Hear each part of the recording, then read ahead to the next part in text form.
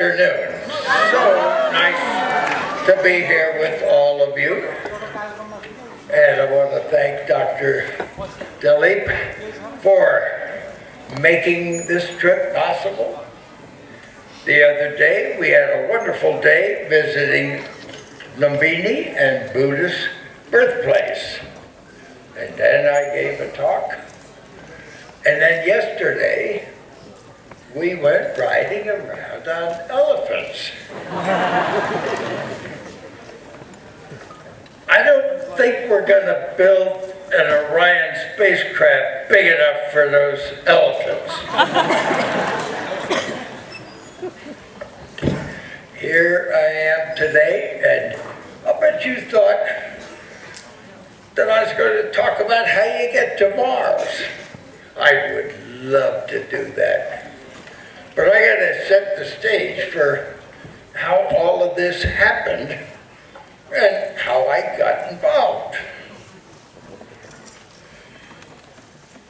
2 wristwatches. And timing is very important for me, and it always has been. Blessed with having been at the right place at the right time. Try that. Just be in the right place at the right time, and the future will be yours.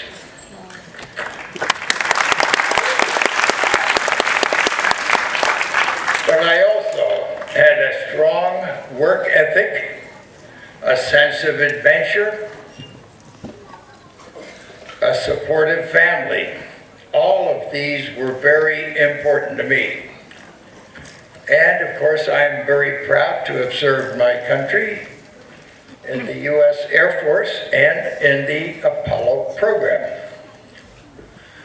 When people work together, they can sometimes accomplish the impossible. Apollo could never have happened without the cooperation and the efforts of many people working together toward a common goal. Now consider this.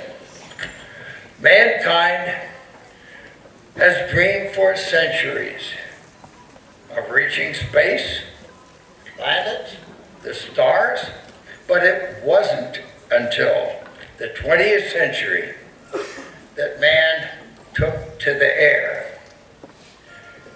In 1903, the Wright brothers took their first flight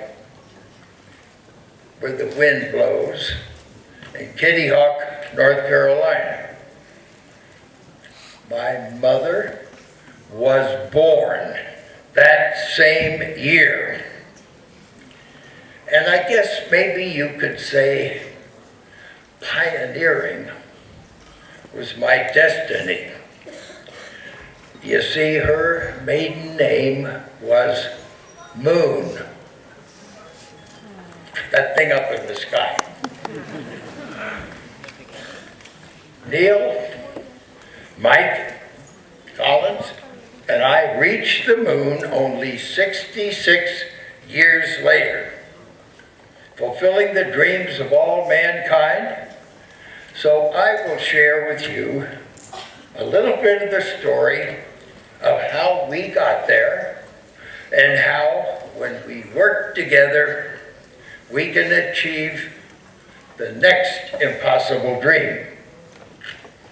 I took my first flight at age 2 with my father, Edwin Eugene Aldrin. He was an engineer and an aviation pioneer, a friend of Charles Lindbergh, and he knew Orville Wright.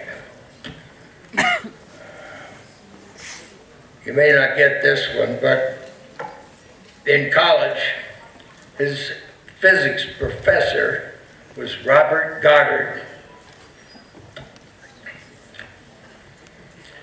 Now, this was in a Lockheed Vega, single engine, painted red to look like an eagle. the symbol of our country, and the name of the spacecraft that we landed on the moon. Surrounded by the influence of aviation, I entered the Air Force after graduating third in my class from the Military Academy at West Point.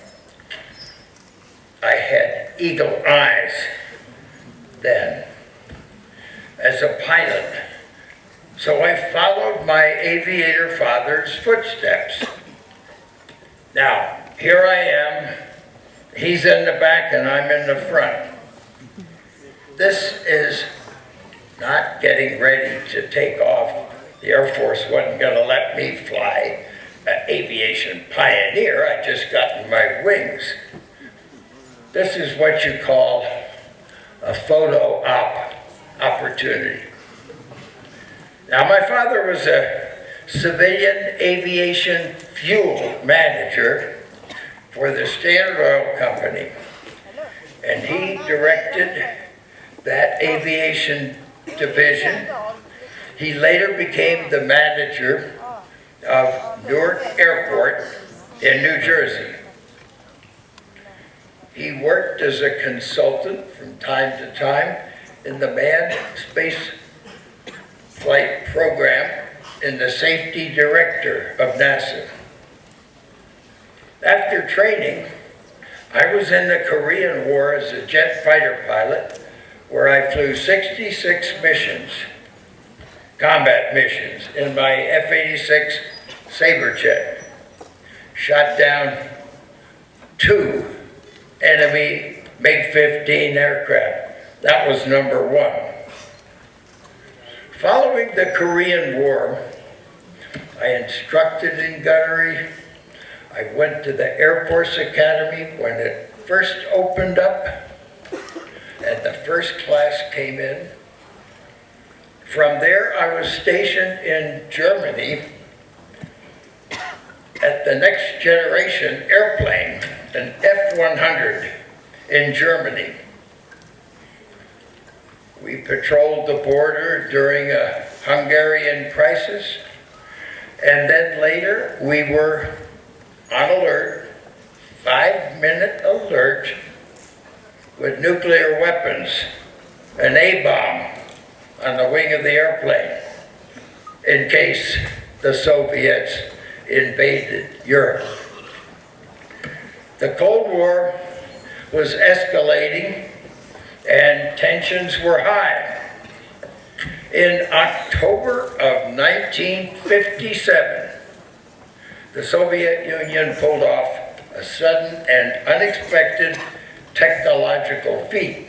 They launched Sputnik into orbit. Beep, beep, beep. Remember hearing it go over. A year later, America formed the National Aeronautics and Space Administration, NASA. It was an advisory for aviation before. May go back that way. But then it had the goal of reaching space. The space age was born, and we were about to become part of it. In 1961, NASA launched America's first Mercury astronaut, Alan Shepard, on a 15-minute suborbital flight. Now, the Russians had already made an incredible achievement by sending the first human into space, cosmonaut Yuri Gagarin, for one full orbit of the Earth. President Kennedy asked NASA, "What's possible?" They told him that it would take about 15 years before we could ever reach the moon. Now, this last year, I learned something new that I hadn't known. This was an anniversary of MIT, Massachusetts Institute of Technology. My father went there, got his doctor's degree. I got my doctor's degree. This was an anniversary, and one of the older guys there told the story about Kennedy. When he first walked into NASA, he wanted to go to Mars. Now, the jaws dropped. Mars. Oh, that's pretty difficult. I don't think we can really do that right away. But he asked his engineers to figure it out. And after a weekend, busy weekend, of calculations, they told him that Mars just too far away. And maybe we should shoot for the moon. Can you imagine having one weekend to put all the charts together to convince the president, no, we can't go to Mars, we're going to go to the moon. Instead of accepting what was possible, on May 25th, 1961, 3 weeks after Alan Shepard's flight, President Kennedy boldly challenged America to commit to the goal of landing a man on the moon before the end of the decade. We hadn't even put anyone in orbit yet when he said that. The rockets and the spacecraft needed to do that were just not available. Many thought the challenge was impossible. We didn't have the know-how. But we did have a leader with a vision, the determination, the courage, and the confidence that we could get there by publicly stating our goal, putting a specific time period on a very specific achievement. President Kennedy gave us no way out. If space now was going to be the U.S. next frontier, I wanted to be a part of getting there. So after completing my tour in Germany, I continued my education at MIT.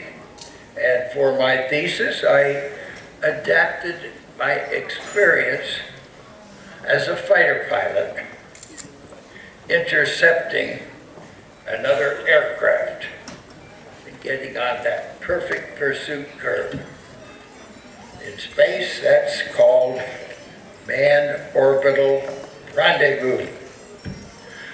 Little did anybody know, including me, just how critical this would be to our successful, not landing, but rendezvous and coming back home.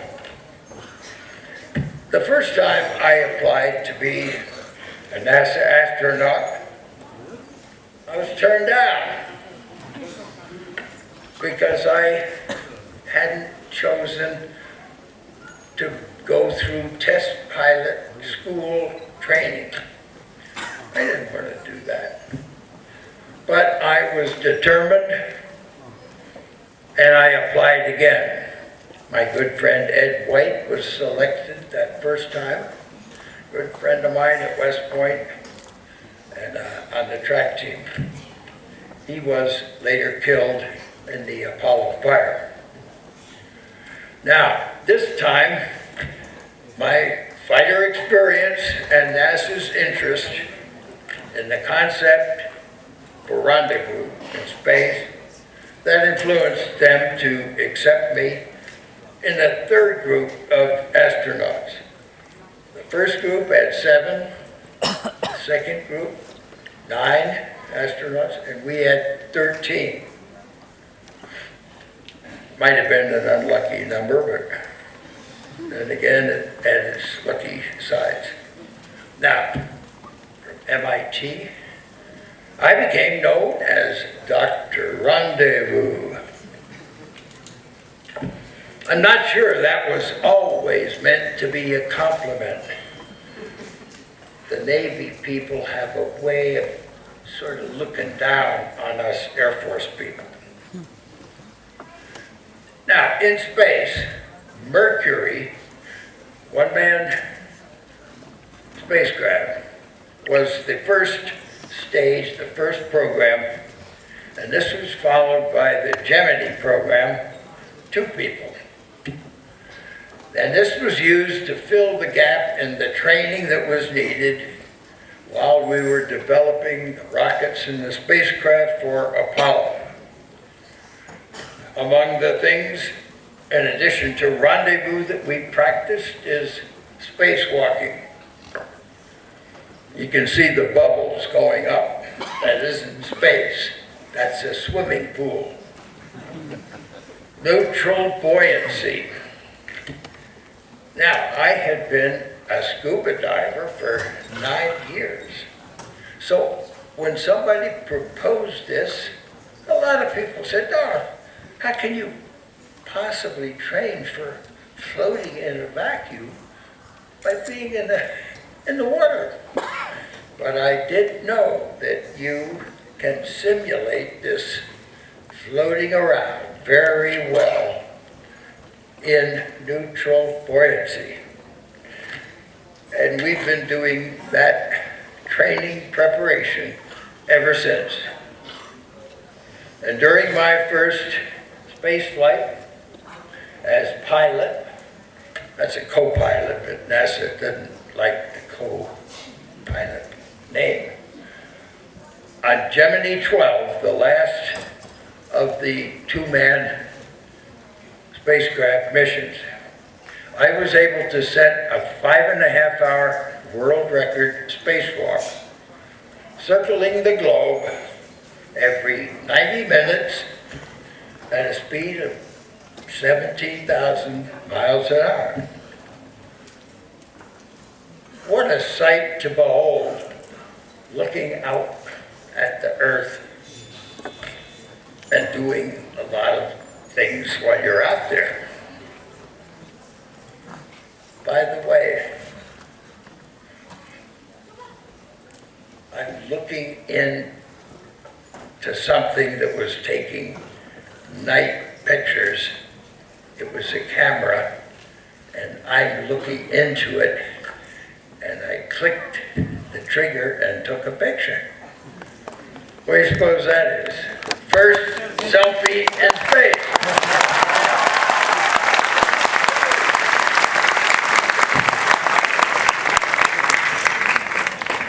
And people have been taking selfies of me ever since.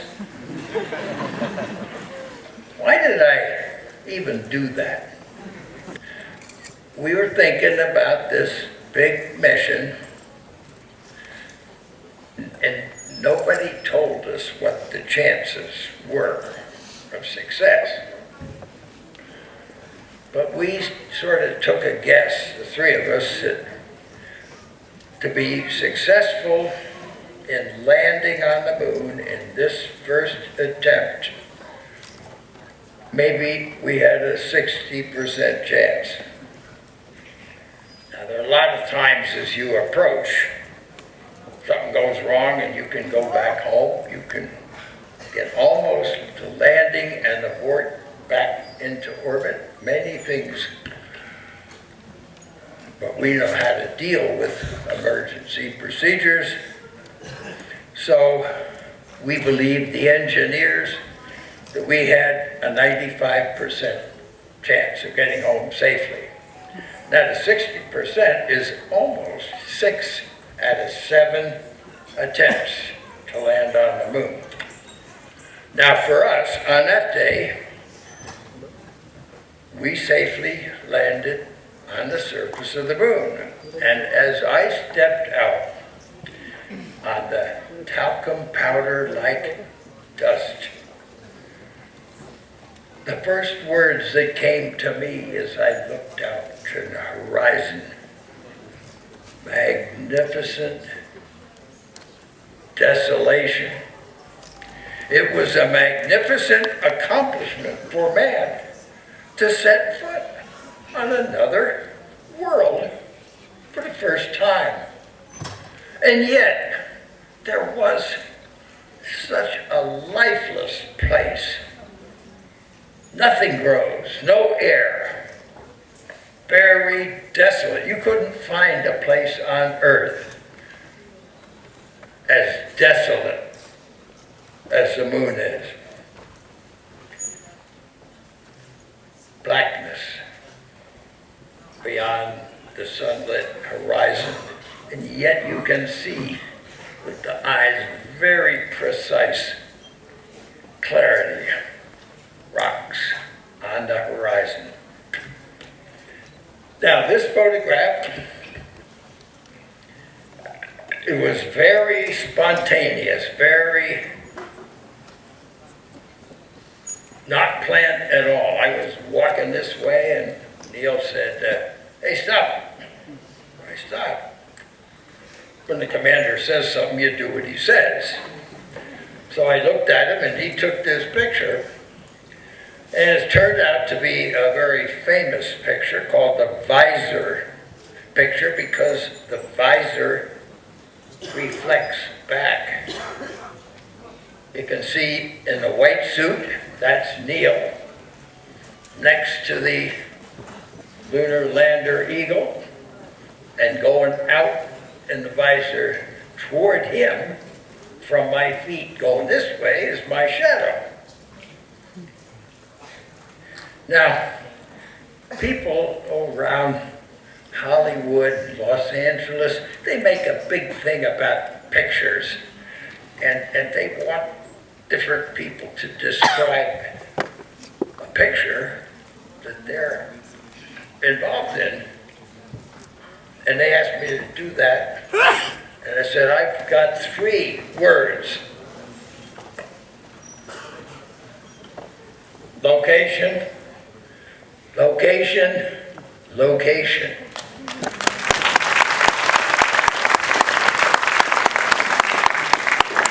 Anybody want to buy an acre on the moon? That's a big square of land. Now, Neil had the camera most of the time because it was my job to set up different experiments. But I did get a chance to take a few pictures of this spacecraft to see if there were any damage. But then I was fascinated with this lunar surface, this dirt, regolith we call it, and what it looked like after we put our boot print down there. It was so preserved, so precise. So I took a before and after, and this is the after. And it's turned out to be a very classic picture of success.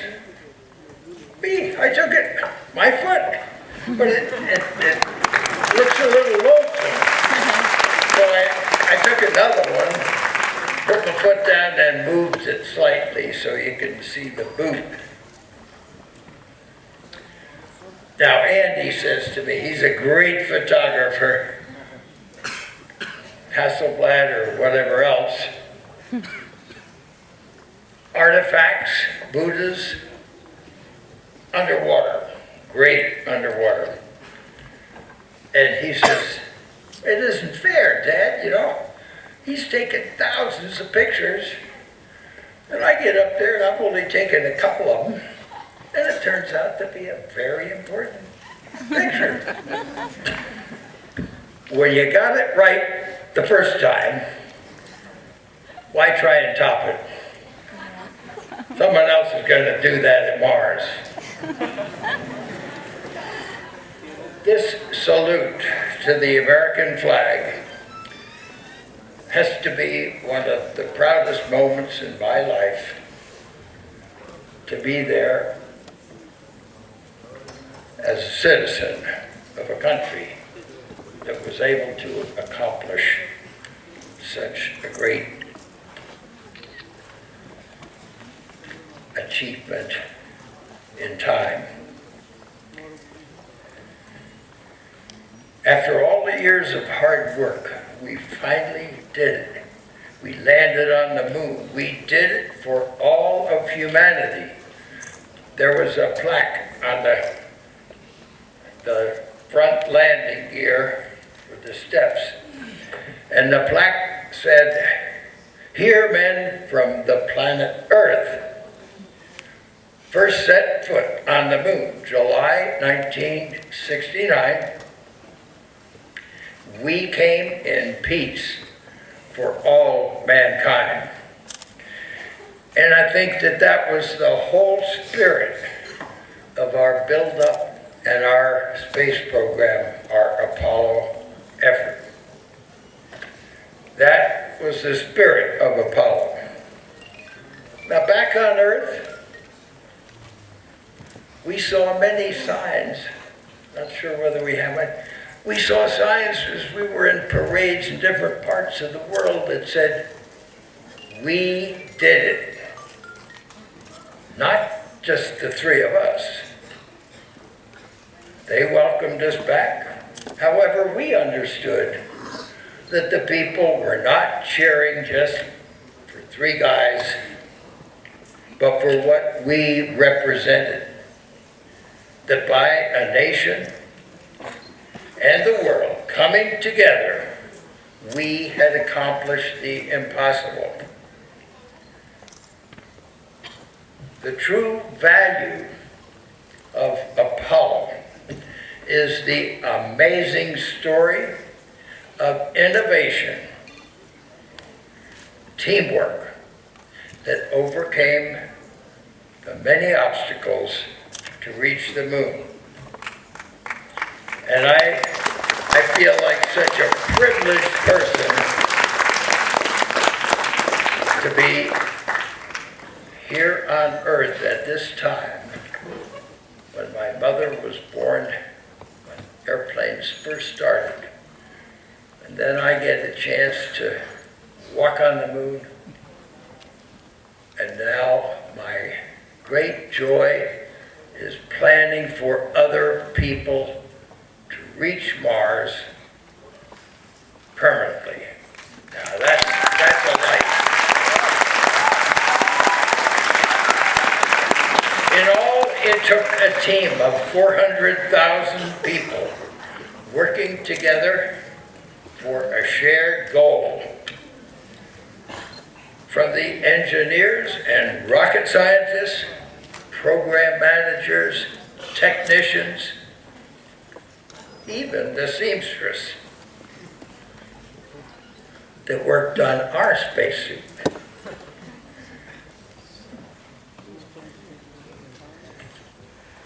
It was a unified effort, everyone working toward a goal. So today, at the age of 86, my life is better than ever, and I feel that things are really coming together, that I've reached out and tried to put together into a cycling pathway from Earth to the moon, to Mars, to occupy Mars. And it's international, and I consider myself a global space statesman. And I've been doing my best to move things forward. And people ask me, why do we need to go to Mars? Why do we even need a space program? Because by venturing into space, we improve life for everybody here on Earth. The scientific advancements, the innovations that come from space-based research create products, technology that we use in our daily lives. Cell phones, TV, global positioning system, medical advances, extremely important to us. Many of these would not have been possible without the investments in the space program. Not so long ago, I visited a man almost as famous, no, more famous than we are, because he talks about how it all began, or maybe where it's going. Now he has said, and I quote, this is Stephen Hawking, professor, and I think this was in his home in Cambridge. He said, "We have made remarkable progress in the last 100 years, but if we here on Earth want to continue, our future is in space." I couldn't agree more. I won't be around to see a lot of this happen, but I want to do everything I can to lay the groundwork for it to happen. And I've been planning this space transportation system called Cycling Pathways to Occupy Mars since 1985. And now, with the help and background of MIT, but Purdue University and several studies there, and my new Aldrin Space Institute at Florida Tech, now we're putting together a team to help fulfill and develop these concepts that I've been working on for 30 years. And it needs a little tying it together, a lot of people to understand and to be convinced. And that's pretty tough for politicians who want things to happen their way. And the goal is not just to visit and come back, or to visit and stay there till somebody relieves you, then you can come back. That keeps somebody there. But to visit and stay and build up a settlement, a colony. So this is my objective. And you ain't seen nothing yet. All of this is just the past.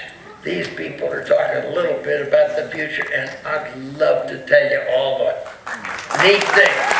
You'll hear about it. Now, I figure that I need all the help I can get.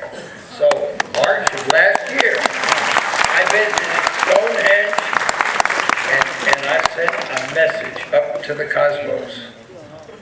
Aside from my space efforts, I still have an adventuresome spirit. I've been up to the North Pole, and I was on a Russian nuclear icebreaker. I've been down 3,810 meters, or approximately 2 miles, to the ocean floor to see the Titanic. I was in a French yellow submarine. My favorite thing to do on this planet is to scuba dive. And I try to do it a couple times a year when the schedule allows. Now here I was in the Galapagos Island in 2010, 80 years old, and Andy's the one that took the picture. It was a head-on pass, and I got on top of the whale shark. He was swimming faster than I was. So I would slide back, and I knew that if I looked down, there was a dorsal fin. So I grabbed it for a short ride. My favorite picture now, but don't try this at home anyway. Go to the kilometers. Now I'm planning a trip, or a trip is being planned, to the South Pole for later in this year. Now, that's not me, and that's not Andy, but you never know where we're going to be. And if you're interested in keeping up with my activities, they're updated on www.buzzaldrin.com. Also, don't forget to follow me, Instagram, Facebook, Google, Twitter. Twitter at The Real Buzz. Not this light year stuff. Now, my newest book, No Dream is Too High. Life Lessons from the Man Who Walked on the Moon. Fairly interesting reading. A lot of new things are coming along, and I never get too old to learn, I can tell you. Humanity needs to explore. We explore or we expire. We need to push beyond current limits, just like we did in 1969. Apollo was the story of people at their very best. We started with a dream, and we did the impossible. I know, because I'm living proof. Whatever anybody else says about not going there. And I believe the impossible can be done again. So, all of us, let's go for it.